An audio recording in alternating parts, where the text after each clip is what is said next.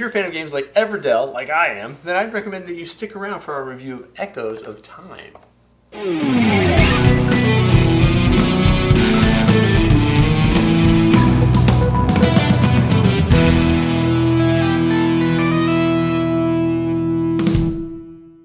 Hey gang, welcome to Tantrum Round Studio 3. I'm Will Meadows. And I'm Sara Meadows, and today we're reviewing the game Echoes of Time from Cranio Creations. This game is from designers Simone Luciani and Roberto Pellei, and it features artwork from Giovanni Colore. This is a 2 to 4 player time-based tableau building, engine building game that feels a little bit like maybe if Everdell had a baby with Viscounts of the West Kingdom or something, I don't know. It takes about 45 minutes to play, and in the game, each player will have their own board with shifting tiles on it. Players will get to take 2 actions each turn, and they can either play a card to their board by discarding the required number of cards from their hand, and then playing the card into the correct time slot, or they can push cards forward in time, and they can draw new cards from the deck. Or they can claim one of the available source cards by locking up the required number of cards from their fellowship. Now, every time a card gets pushed off the edge, it goes into their fellowship, and then the actions on the cards or other cards they've already collected may be triggered. Players do have a couple of free actions that they can take, like activating any of the matching colored flame cards in their fellowship. To do this, they will look at the flame color on the tile that's off of their board, and then any cards in their fellowship that show that icon can be used.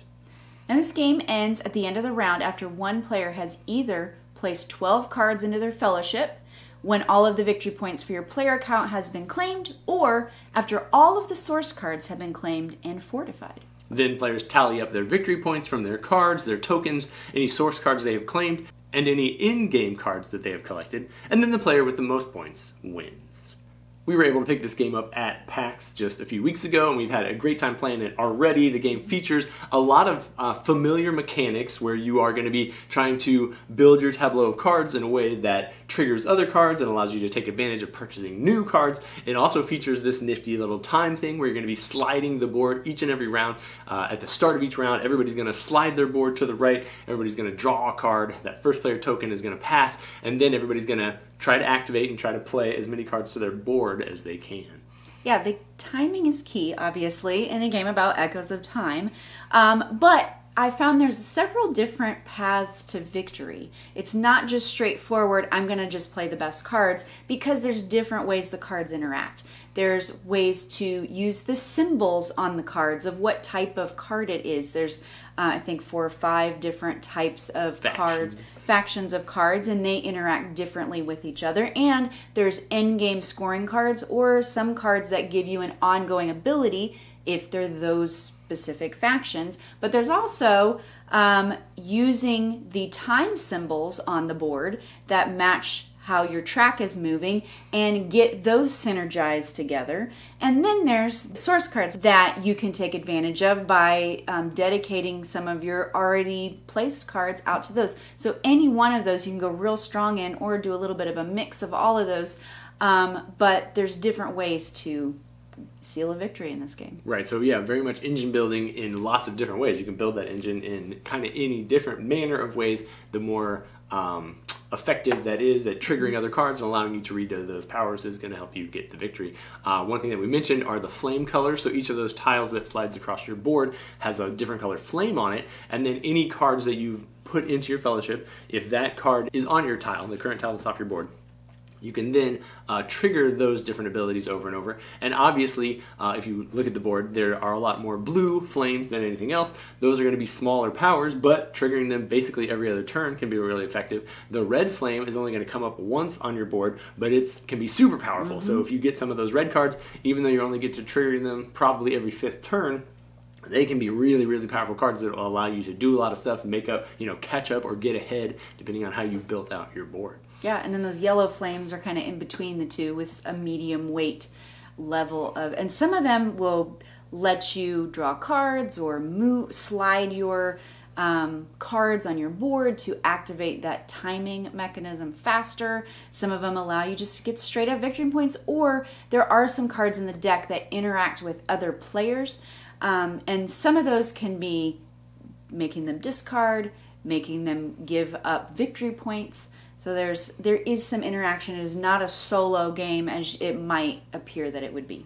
Yeah, there is a decent amount of interaction. You do kind of pay attention to, who took the last source card. Can I take it from them? One of the things that happens in the game is that you can claim one of those cards, and then you dedicate a couple of cards to it to meet the requirement. You're going to get the benefit immediately.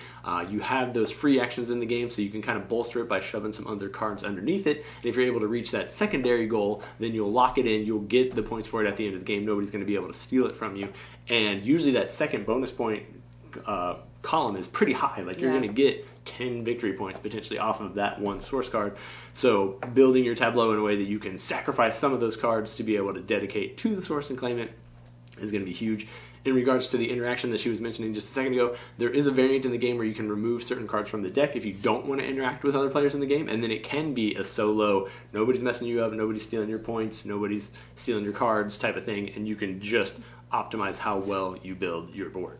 With the source cards, they do have an ability on them so that they can be triggered during certain colors that come up. Some of them do. Some of them do. And then all of them have, when you make a dedication, you do get some type of bonus action or immediate benefit for doing so, because you will get the victory points in the game, but they are able to be stolen, so you're not guaranteed those points.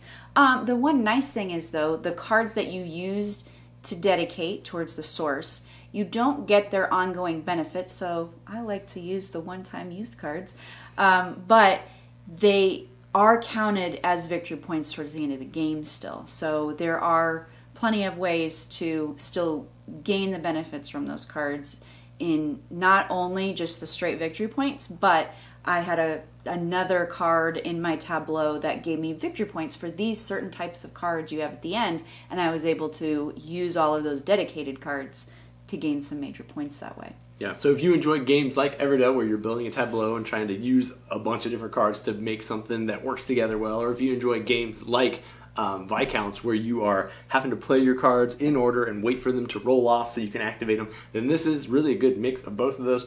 I really enjoyed the artwork. The box was captivating to me. I saw this on a giant banner across the way and I was like, I gotta go learn more about this game. Like, it's just got some beautiful artwork. It features a bunch of different creatures, lots of fun items and things in there as well, and it kind of builds out a nice, beautiful little world.